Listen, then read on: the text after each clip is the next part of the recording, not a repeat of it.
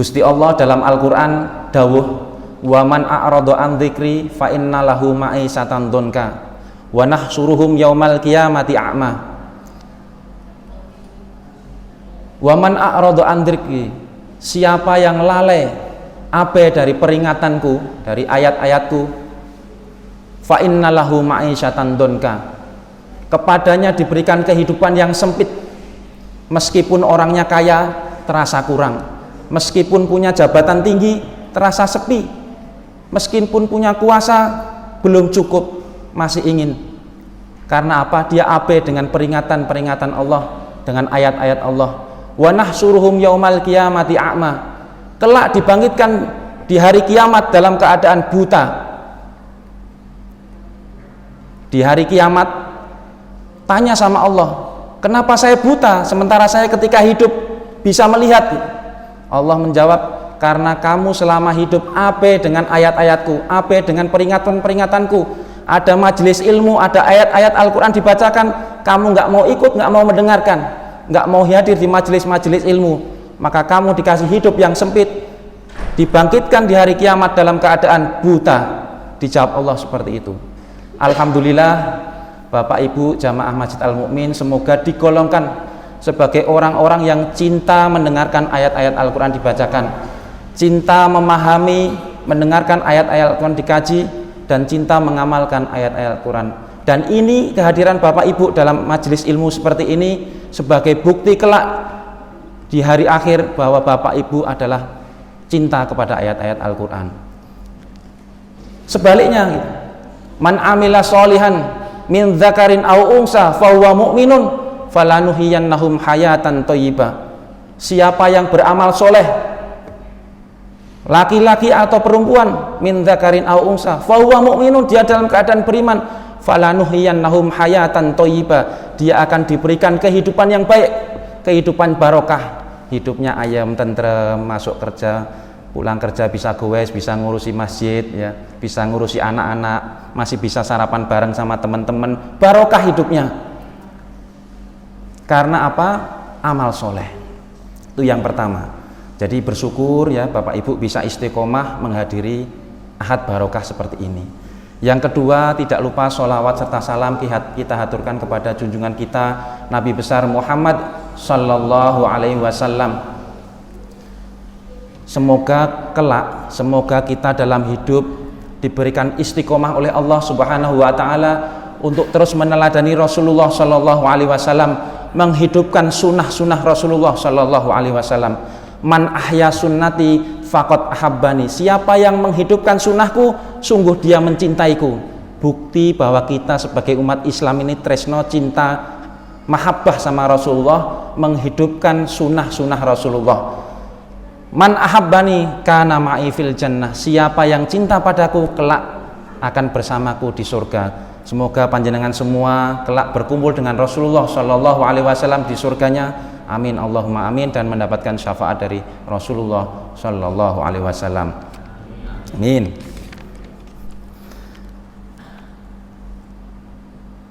Orang kalau ibadah tidak ada rasa cinta atau mahabbah sama Rasulullah, itu terasa kosong. Ada cerita namanya Dzulkuwaisirah. Dzulkuwaisirah ini seorang yang terkenal ahli ibadah. Pakaiannya zuhud, kenampakannya dia ahli ibadah gitu. Tapi tidak ada rasa cinta atau mahabbah atau hormat kepada Rasulullah Shallallahu Alaihi Wasallam. Ketika pulang dari perang Hunain, Rasulullah membagikan harta rampasan perang atau harta ghanimah, dibagikan oleh Rasulullah. Kemudian Dzulkuwaisirah ini mendatangi Rasulullah. I'dil ya Rasulullah, adillah ya Rasulullah. Ini Rasulullah dinasihati suruh adil gitu. Karena dia merasa Rasulullah membagi harta rampasan perang ini kepada orang-orang yang mu'alaf, kepada orang-orang yang baru masuk Islam untuk syiar ya, dibagi ghanimah. Nah ini protes ini Dzulkuwaisirah ini, idil ya Rasulullah. Kemudian Rasulullah menjawab, wailaka, celaka kamu. Lalu siapa lagi yang bisa adil kalau bukan aku? Allah saja mempercayakan wahyunya kepadaku, mempercayakan risalahnya kepadaku untuk umat. Siapa lagi yang bisa adil selain aku? Celaka kamu gitu. Kemudian orang ini tanpa menyesalinya pergi meninggalkan Rasulullah begitu saja. Setelah bilang begitu, ditinggalkan begitu Rasulullah gitu. Ada sahabat yang berdiri mau memenggal ya, membunuhnya. Kemudian Rasulullah, saya ruju min di'i hadza, sesungguhnya akan keluar dari sulbi orang ini golongan kaum yang dia bila membaca Al-Quran walaupun bacaannya indah, walaupun dia qori, walaupun dia hafid, tapi tidak melebihi dari tenggorokan, maknanya tidak masuk ke hatinya karena tidak ada mahabbah sama Rasulullah Shallallahu Alaihi Wasallam. Nampaknya dia ahli ibadah, nampaknya dia qori, bacaannya bagus, tapi tidak melebihi dari tenggorokan. Itulah fungsi bahwa kita ini harus cinta menghidupkan sunnah-sunnah Rasulullah, hormat, mahabbah sama Rasulullah Shallallahu Alaihi Wasallam.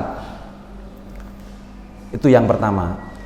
Nah, isi dari apa yang ingin saya sampaikan pada pagi hari ini adalah kita ingin mengkaji Allah itu memiliki sebuah kelompok. Kalau kelompok kita, kelompok gowes kita namanya guyub rukun. Berat juga ikut rombongan guyub rukun, apalagi kalau yang mimpin Pak Haji Rubi ya.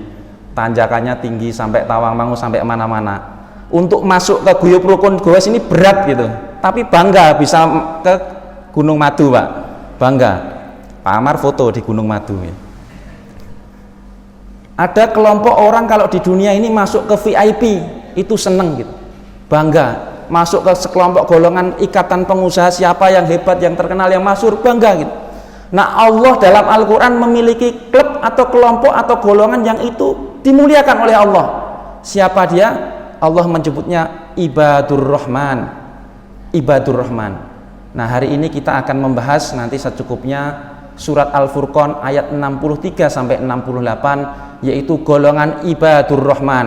Wa Ibadur Rahman alladzina yamsuna 'alal ardi haunan wa idza khatabahumul jahiluna qalu salama walladzina yabituna li rabbihim sujjadan wa qiyama walladzina yaquluna rabbana srif 'anna adzaba jahannam inna adzabaha kana gharama innaha sa'at mustaqarra wa muqama walladzina idza anfaqu la yusrifu wa la yaqturu wa kana baina dzalika qawama. Kemudian yang terakhir, walladzina la yad'una ma'allahi ilahan akhar wa la yaqtuluna an-nafsal lati harramallahu illal haqq wa la yasnun. Ada 8. Jadi Allah ini memiliki klub atau golongan yang dibikin oleh Allah, yang diabadikan dalam Al-Quran surat Al-Furqan ayat 63, namanya Ibadur Rahman. Disebut oleh Allah hamba-hamba Allah yang maha pengasih, orang-orang yang dikasihi oleh Allah, disebutkan dalam surat Al-Furqan ayat 63 sampai 68. Wa Ibadur Rahman, dan hamba-hamba Allah yang maha pengasih. Kenapa disebut Ibadur Rahman? Ar-Rahman. Kenapa disebut Ibadur Rahman? Allah memiliki 99 nama Bu ya. Betul ya Bu ya, di Asmaul Husna ya. Ada 99 nama. Kenapa Allah menyebutkan hanya satu, Ibadur Rahman, Ar-Rahman? Karena merupakan simbol bagi orang yang masuk golongan Ibadur Rahman, memiliki sifat Ar-Rahman, meniru namanya Allah Ar-Rahman yang maha pengasih, meluas gitu. Rahmat Allah ini ada 100, 99 kelak diberikan kepada penduduk surga, yang satu sekarang diturunkan di dunia, di bumi ini. Makanya ada suami dan istri saling kasih mengasihi, bukan istrinya orang lain Pak ya, ya. Anak sama orang tua sama anak, tetangga sama tetangga ya, saudara sama saudara, bahkan hewan sama hewan. Ini menunjukkan rahmat Allah Subhanahu wa ta'ala. Kapan hari ada share ya, kucing berbagi makanan ya, itu rahmat Allah Pak, itu rahmat Allah ya, itu rahmat Allah satu yang diturunkan sudah demikian hingga bahkan hewan pun saling mengasihi sesama hewan gitu ya. Nah, orang-orang yang mengasihi Ar-Rahimun yarhamhumullah, Ar-Rahimun yarhamuhumur Rahman. Orang-orang yang saling mengasihi itu akan dikasihi oleh yang maha pengasih. Jadi kalau kita saling mengasihi sesama kita, ada welas asih, ada yang sakit dikunjungi, ada yang membutuhkan kesulitan pertolongan ditolong ya. Ada semut yang masuk ke kolam diambil ditolong. Ar-Rahimun, orang yang saling mengasihi, dia akan dikasihi oleh yang Maha Pengasih. Irhamu man fil ardi, kasihilah apa-apa yang ada di bumi ini, yarhamkum man fis sama, maka kita akan dikasihi oleh apa yang ada di langit. Jadi kalau mau jadi kekasihnya Allah, kasihi apa yang ada di bumi. Saling mengasihi sesama kita, maka Allah akan mengasihi kita. Itu kuncinya. Untuk apa? Untuk mendatangkan rahmat Allah Subhanahu wa ta'ala. Kita sholat subuh seperti ini ingin apa? Ingin mendapatkan rahmatnya Allah. Kita hadir di majelis ilmu seperti ini ingin rahmat Allah. Kita bersedekah, kita baca Al-Quran, kita melakukan ibadah, kita silaturahmi, kita berbakti sama orang tua, ingin mendapatkan rahmatnya Allah Subhanahu wa ta'ala. Karena apa? Orang itu tidak bisa masuk surga karena amalnya dia. Rasulullah dawuh gitu. Orang tidak masuk surga, orang masuk surga itu bukan karena amal dia, tapi karena apa? Karena rahmat Allah Subhanahu wa ta'ala. Sahabat tanya, wala anta ya Rasulullah? Demikian juga kamu ya Rasulullah? Wala ana, iya betul, demikian juga saya. Tapi Allah telah mendahulukan rahmatnya kepadaku untuk aku bisa masuk surga. Jadi orang masuk surga kelak itu bukan karena amalnya, karena rahmat Allah Subhanahu wa ta'ala. Ngeyel, Pak, lah terus saya ibadah buat apa? Lah kalau karena ibadah kita masuk surga, kita hidup paling umur berapa? 70 tahun, 80 tahun. Nanti di surga ya bisa 70 tahun, 80 tahun aja kalau mau gitu. Padahal kita di surga khalidina fiha abada, seterusnya gitu. Maka karena rahmat Allah lah kita masuk surga. Sebaliknya, orang kok nggak mau cari rahmat Allah, saling membenci di antara kita, punya rasa hasad, punya dengki, ada yang kesulitan tidak mau bantu. Man la yarham la yurham, siapa yang tidak mengasihi maka tidak akan dikasihi oleh Allah Subhanahu wa ta'ala. Maka Bapak Ibu, Allah memiliki golongan namanya ibadur rahman, hamba-hamba Allah yang Maha Pengasih, disebut Ar-Rahman. Nah, apa syaratnya gitu? Kalau syarat ikut guyub rukun, syaratnya sepedanya harus prima, sarapannya harus cukup. Kalau enggak, tanjakan lewat Mas Aris ya. Ikra ya. Nah, ibadur rahman ini ada syaratnya, disebutkan dalam surat Al-Furqan, ada 8 syarat untuk menjadi hamba-hamba Allah yang Maha Pengasih. Menjadi kekasih Allah ini ada 8 syaratnya. Yang pertama, alladzina yamsuna 'alal ardi haunan, orang yang jika berjalan di atas muka bumi rendah hati, tidak sombong,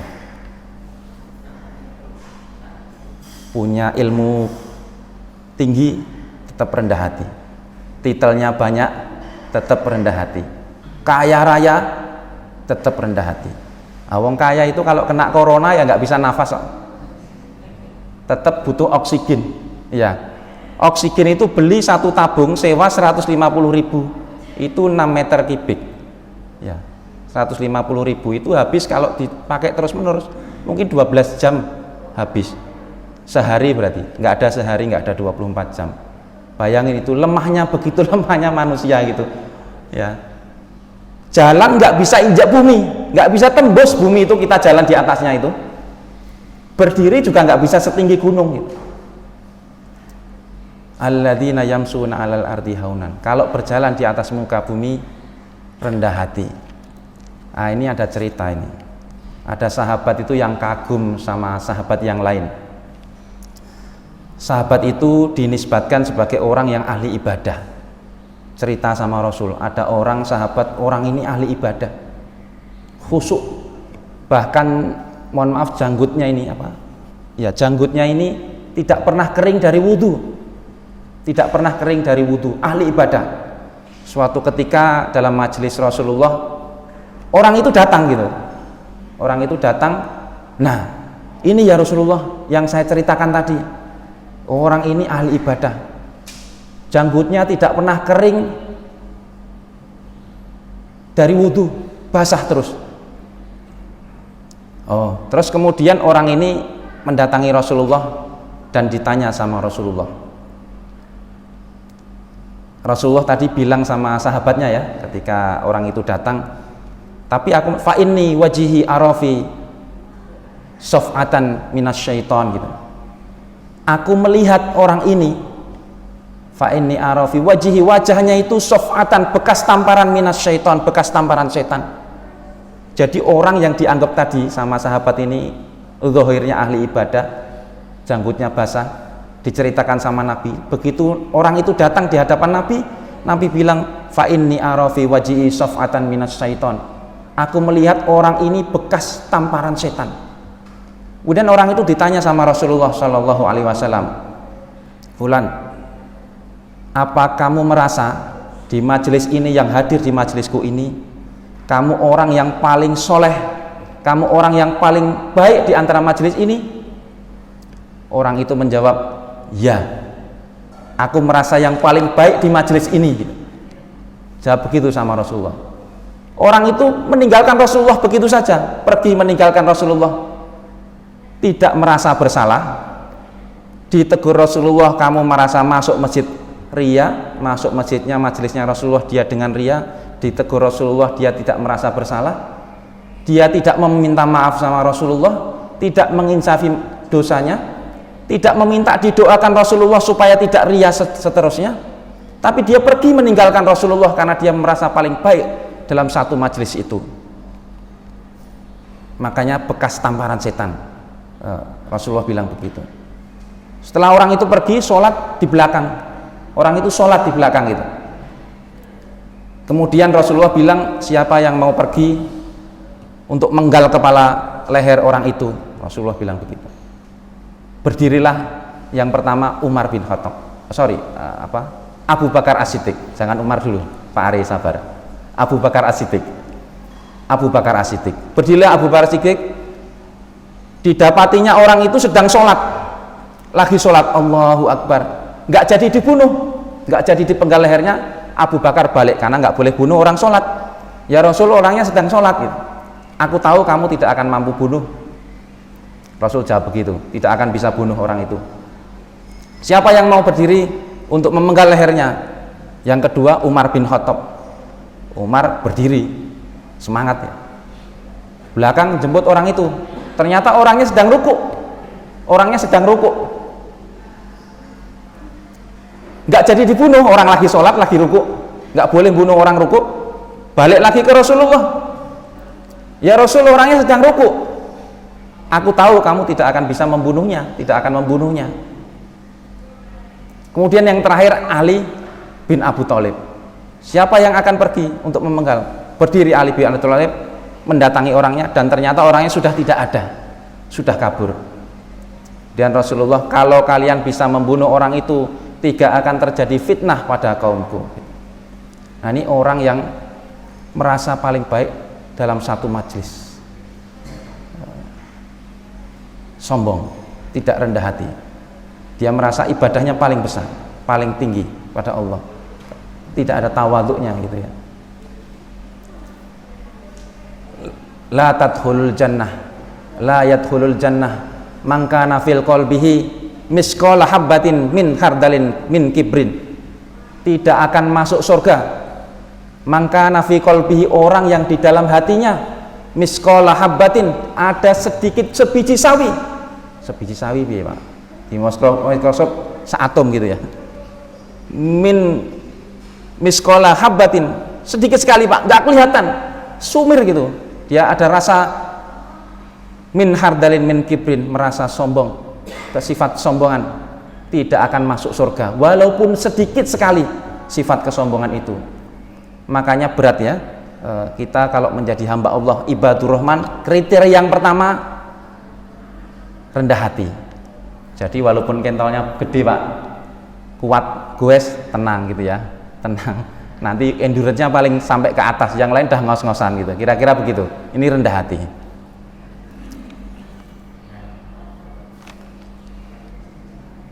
Yang kedua kriteria menjadi ibadur rahman, hamba-hamba Allah yang maha pengasih, orang yang dikasihi. Setelah alladzina yamsuna 'alal ardi haunan, yang kedua wa idza khatabahumul jahiluna qalu salama. Orang-orang yang apabila ada orang jahil berkata, menghinanya, menghardiknya, mencacinya, merendahkannya, mencemoohnya, qalu salama. Dia jawab dengan pilihan kalimat yang selamat gitu. Jadi ada orang bodoh mencaci dia, memaki dia, enggak malah dibalas gitu.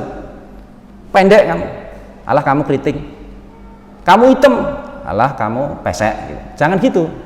Orang yang menghardik dia tidak dibalas kejahatan dengan kejahatan, karena kalau kejahilan dibalas dengan kejahilan muncul kejahilan baru. Tadi itu, kamu pendek, alah kamu pesek. Alah kamu hitam, kamu keriting gitu. Nah, akhirnya muncul begitu terus menerus Pak, nggak selesai nanti ya. Ketawa Mas Aziz. Dulu pernah saya contohkan dalam kultum, Nabi Isa alaihissalam jalan bersama Hawariyin, pengikut-pengikutnya. Dalam satu perjalanan Nabi Isa dicemooh, dihina oleh orang yang di sepanjang jalan. Kamu pendusta, kamu pembohong, ajaranmu sesat gitu. Nabi Isa senyum aja Nabi Isa. Dihina lagi gitu. Dijawab sama Nabi Isa, jazakumullah. Dijawab Nabi Isa, jazakumullah gitu. Dihina, dicemooh gitu. Pripun niku kalau kita dihina, dicemooh Pak? Ngadeg Pak ya. Berdiri kita ya. Kalau dihina, dicemooh Pak Eri ya. Keluar Pak ya. Ini Nabi Isa dicemooh, dijawab jazakumullah. Ditanya sama pengikutnya yang di belakang, Nabi Isa, kamu dihina, dicemooh, kok malah kamu senyum dan jawab jazakumullah gitu. Dia jawab, huwa yukhriju ma induh wa ana ukhriju ma indi. Dia mengeluarkan apa yang ada di dalam diri dia, sementara aku mengeluarkan apa yang ada di dalam diriku. Makanya pilihan kosakata yang ada di hatinya Isa nggak ada kosakata jelek gitu. Dicemooh, kamu pembohong, kamu dusta, nggak dijawab kamu juga dusta, kamu juga pembohong, nggak gitu. Nggak kayak ya di TV-TV itu ya, kalau debat itu begitu sengitnya gitu. Nah, dia nggak pengen jadi anggota ibadur rahman golongan yang kedua. Wa ildan khotabahumul jahiluna qalu salama. Jadi pernah di-share di grup WA Al Mukmin inna fil jasadi mudghah. Di dalam diri seseorang itu ada mudghah, ada daging. Fa idza solahat al jasadu kulluh, fa idza fasadat al jasadu kulluh. Di dalam diri manusia itu ada segumpal daging yang bila daging itu baik, maka baik seluruh jasadnya, seluruh tubuhnya. Kalau daging itu jelek, buruk, maka buruk semua seluruh jasadnya. Apa itu mudghah daging itu? Yaitu hati kita ini. Kalau hatinya, apa yang kita ucapkan itu cermin dari apa yang ada di dalam diri kita. Makanya kalau ada orang ngajak gunem orang itu yang jelek-jelek itu ya cermin dari apa yang ada di dalam diri kita. Nah itu didoakan saja. Nah kita tidak lepas sehari-hari dari hal yang begitu. Itu kriteria atau kategori untuk menjadi ibadur rahman yang kedua. Kalau orang jahil berbicara dijawab dengan salama. Kriteria yang ketiga, syarat yang ketiga menjadi ibadur rahman, walladzina yabituna li rabbihim sujjadaw wa qiyama. Orang-orang yang menghabiskan waktu malamnya li rabbihim, dengan Tuhannya, sujjadaw wa qiyama. Dia menghabiskan waktu malamnya dengan sujud dan berdiri. Maknanya sholat malam. Syarat ketiga. Nah, ini yang istiqomah Pak Sri nggih. Pak Sri tadi udah bunyi-bunyi gitu ya. Masyarakat sekitar jadi bangun, Pak Ari dan kawan-kawan ya. Orang yang menghabiskan waktu malamnya dengan ibadah. Dia di luar tawadhu ya. Rendah hati, biasa, santai, itu pakaiannya ya biasa saja. Kalau merespon seseorang ya baik, senyum, nggak kelihatan, biasa saja. Tapi ibadah malamnya ketika dia sendirian, dia khusyuk beribadah kepada Allah Subhanahu wa taala, menghabiskan waktu-waktunya untuk beribadah kepada Allah Subhanahu wa taala. Ya, tapi kalau walaupun ibadah malam, jadi Allah ini innallaha yuhibbu taqiyya ghaniyya khafiyya. Allah itu suka orang yang takwa, yang kedua jembar dadanya, yang ketiga itu suka orang yang kalau amal itu sembunyi-sembunyi, khafiyya. Ya tentu amal yang fardu itu boleh dilihat. Kalau orang sholat jamaah di masjid ya pasti orang tahu. Kalau nggak tahu ya ini. Amal yang fardu boleh orang lain lihat. Kalau amal yang sunnah baiknya Allah suka yang orang nggak tahu. Jadi kalau sholat malam ya sudah sholat malam saja gitu. Kecuali kalau sholat malam itu bisa teriak-teriak orang dengar gitu. Kalau di WA gimana Pak Sri? Kalau di WA gimana responnya Pak Sri? Kalau respon kita ikut ria Pak Sri. Ya betul Pak Sri. Jadi kalau ibadah ya innallaha yuhibbu khafiyya. Karena ikhlas itu ruhul ibadah. Ikhlas itu rohnya ibadah. Kalau ibadah banyak nggak ikhlas ya ini susah ya, nggak diterima oleh Allah Subhanahu. Karena rohnya ibadah ikhlas gitu. Ada seorang budak atau hamba sahaya yang dia suka bangun malam gitu. Ketika bangun malam itu dia sholat dan bermunajat kepada Allah Subhanahu wa taala. Dulu pernah saya ceritakan, dia berdoa. Karena doanya keras, majikannya bangun dan menghampirinya dan mendengarkan gitu. Dia berdoa apa? Allahumma bihaqqi hubbikali faghfirli. Ya Allah, dengan kesungguhan cintamu padaku, hubbikali faghfirli, ampunilah dosaku gitu. Majikannya dengar majikannya dengar. Kok aneh doanya? Ya Allah, dengan cintamu padaku, ampunilah aku gitu. Majikannya masuk tanya, piye kok doamu kamu dengan cintamu padaku ampunilah aku gitu. Gimana caramu ketahui kalau Allah itu cinta padamu? Kok kamu bilang dengan cintamu padaku ya Allah maka ampunilah aku? Bagaimana kamu tahu Allah cinta padamu gitu? Ya karena makom atau derajatnya hamba saya ini tinggi. Dia jawab gitu, ya kalau bukan Allah cinta padaku, nggak mungkin Allah bangunkan aku. Nggak mungkin Allah bangunkan aku malam hari ini untuk bermunajat kepadanya kalau Allah nggak cinta padaku. Idza dzakarani dzakartuhu. Ketika aku ingat padanya maka dia ingat padaku. Jadi karena dia bisa bangun malam, sebagai bukti dia dibangunkan oleh Allah malam hari, itu cintanya Allah kepada dia. Karena orang nggak bisa sholat malam kalau orang itu, mohon maaf, orang munafik itu nggak bisa. Sholat subuh jamaah aja susah, apalagi bangun malam, nggak mungkin bisa. Itu ya alamiah nggak bisa, itu hukuman dari Allah, nggak bisa gitu. Orang kalau nggak dicintai Allah suruh bangun malam nggak bisa, mau kayak apa nggak bisa, karena itu hadiah dari Allah. Bangun malam sekalipun bangun main HP nonton bola gitu ya, atau dicakruk gitu ya, nggak sholat gitu, nggak sholat malam.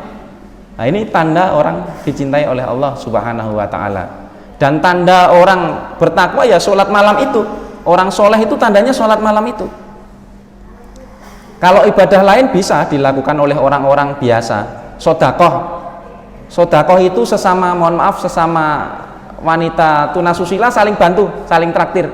Sesama penjahat narkoba saling bantu, sesama koruptor saling traktir gitu. Itu sodakoh. Apa? Bisa. Puasa juga gitu. Dukun-dukun itu puasa ya. Orang-orang ahli puasa itu. Tapi kalau sholat malam hanya dilakukan oleh orang soleh, orang takwa. Yang bilang bukan saya, yang bilang Allah. Innalil muttaqina fi jannati wa uyun akhidina ma atahum rabbuhum kanu qabla dzalika muhsinin kanu qalilan minal laili ma yahjaun.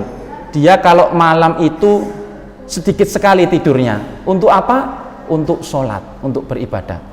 Innalil muttaqina fi jannati wa uyun. Tanda-tanda orang bertakwa yang masuk surga yaitu tadi salah satunya. Kanu qalilan minal laili ma yahjaun. Wabil asharihum yastaghfirun. Di waktu sahurnya dia sudah beristighfar. Ini Pak Sri semua ini, Pak Sriono semua ini. Datang sudah menyiarkan sholawat tahrim ya. Sholat dulu, habis itu istighfar, habis itu doa gitu. Ini Pak Sri semua ini. Punya jabatan ya, ketua RW. Tapi adzan. Sholawat tahrim itu kalau bukan Pak RW, sholawat tahrim suaranya kenceng, nggak berani ya orang negur itu. Ya, masyarakat nggak berani negur karena Pak RW dengan kekuasaannya beliau bisa bersaksi kelak di hadapan malaikat, di hadapan Allah. Ketika jadi RW, saya nyalakan sholawat tahrim di RW ini gitu. Ya, ini Masya Allah Pak Sri ya. Makanya saya dari dulu ngefans sama Pak Sriono. Bener Pak Sri. Nah, itu yang keberapa tadi? Yang ketiga nggih.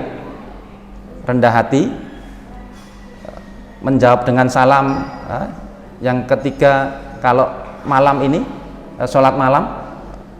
Terus yang keempat, kriteria yang keempat adalah walladzina yaquluna rabbana srif anna adzaba jahannam inna adzabaha kana gharama innaha sa'at mustaqarra wa muqama. Yaitu orang-orang yang berdoa atau berkata rabbana srif anna adzaba jahannam, ya Allah jauhkanlah aku dari azab atau jahanam, jauhkanlah aku dari azab jahanam. Ini orang hebat sekali nih. Dia di luar sudah tawadhu, dia respon sesuatu dengan baik, sholat malamnya kenceng, tapi dia tidak GR. Dia tetap berharap takut sama Allah, takut kalau amalnya tidak terima. Makanya dia selalu berdoa setiap hari, Rabbana srif anna adzaba jahannam, ya Allah jauhkanlah aku dari azab jahanam. Dia tidak ujub dengan amalnya, tidak cukup dengan amal yang biasa-biasa saja. Dia tetap berharap sama Allah untuk menjauhkan dari azab neraka. Kemudian kriteria yang kelima adalah walladzina idza anfaqu la yusrifu wa la yaqturu wa kana baina dzalika qawama. Yaitu orang-orang yang ketika berinfak la yusrifu, tidak berlebih-lebihan. Jadi sedekah orang berlebih-lebihan, tidak mubadir maksudnya. Wala yaqturu, tapi tidak juga pelit. Wa kana baina dzalika qawama, dia berada di antara tengah-tengahnya, sedang-sedang saja. Jadi kalau sedekah tidak mubadir, hal-hal yang tidak penting dia sedekah gitu. Berlebih, mubadir, tidak bermanfaat. Tapi juga tidak pelit gitu. Karena ini tips ya, karena Allah menurunkan 2 orang malaikat setiap hari untuk mendoakan orang. Satu malaikat mendoakan orang yang bersedekah supaya apa? Supaya diganti sedekahnya berlipat-lipat. Satu malaikat mendoakan apa? Kebangkrutan bagi orang yang tidak mau sedekah. Tipsnya adalah tiap hari sedekahlah. Tiap hari sedekahlah. Kan tidak disebut nominalnya kan? Tidak disebut berapa banyaknya kan? Supaya apa? Mendapatkan doanya malaikat yang pertama. Orang yang mau bersedekah dapat ganti berlipat, bukan sebaliknya mendapatkan apa? Doa kebangkrutan. Maka tiap hari bersedekahlah. Karena tidak disebutkan nominalnya, bersedekahlah aja. Walaupun kecil, tapi ikhlas. Ya ikhlas banyak lebih bagus, asal tidak berlebihan. Tasaddaku walau bisikil, tasaddaku walau bisik tamrotan ya, bersedekahlah walau secuil korma, bersedekahlah walau secuil korma. Tentu ini ibarat ya, bahwa sedekah itu boleh sedikit tidak masalah, bersedekahlah walau secuil korma. Ini hadis ini apa, ibarat gitu ya, jadi fal ma'ani ausa'u ibarah, jadi apa, makna itu lebih luas dari ibaratnya. Jadi ya memang nggak mungkin kan kita sedekah secuil korma terus diberikan orang, siapa yang mau makan gitu ya. Tapi itu ibarat bahwa orang itu mau sedekah sekecil apapun boleh, dan itu sedekah sebaiknya begitu setiap hari. Datang ke masjid, sholat subuh, ngantongi uang 2000, masukin gitu. Ada orang buang sampah, yang rutin buang sampah dikasih berapa aja gitu. Nraktir temennya sarapan, nanti temannya makan gitu, itu sedekah. Ya memang senyum itu juga sedekah, tapi jangan senyum-senyum aja gitu. Senyum aja gitu sedekah. Ya ini infak ya. Waladina idza anfaqu. Infak itu harta, pakai harta, bukan senyum ya. Kalau ada yang sakit ya datang didoakan, tapi tidak hanya didoakan ya, dibawain sesuatu gitu ya. Kalau didoakan saja dia butuh biaya gitu. Ya bagus didoakan tapi dibawakan sesuatu. Udah siap ya. Terus yang terakhir ya, yang terakhir ini ada 3 yang insya Allah kita semua tidak menjalankan, termasuk golongan itu, yaitu walladzina la yad'una ma'allahi ilahan akhar, orang-orang yang beribadah tidak menyekutukan Allah, wala yaqtulunan nafsal lati harramallahu illa bil haq, orang yang tidak membunuh seseorang kecuali dengan yang hak, wala yasnun, yang ke-8 orang yang tidak berzina. Saya kira sudah jam 5:30 demikian yang bisa saya sampaikan. Ada 8 kriteria Pak Ari masih. Ada 8 kriteria menjadi ibadur rahman, ya. Menjadi ibadur rahman, orang-orang yang dikasihi oleh Allah Subhanahu wa taala. Semoga kita mendaftar ya. Kita sama-sama sarang-sarang mendaftar. Bagi Bapak Ibu yang sudah menjadi ibadur rahman, bersyukur, tetap tawadhu, semoga terus-menerus bisa menjadi ibadur rahman. Yang belum sarang-sarang sama saya untuk daftar bareng-bareng menjadi ibadur rahman. Demikian, kalau ada yang kurang berkenan saya mohon maaf yang sebesar-besarnya. Assalamualaikum warahmatullahi wabarakatuh.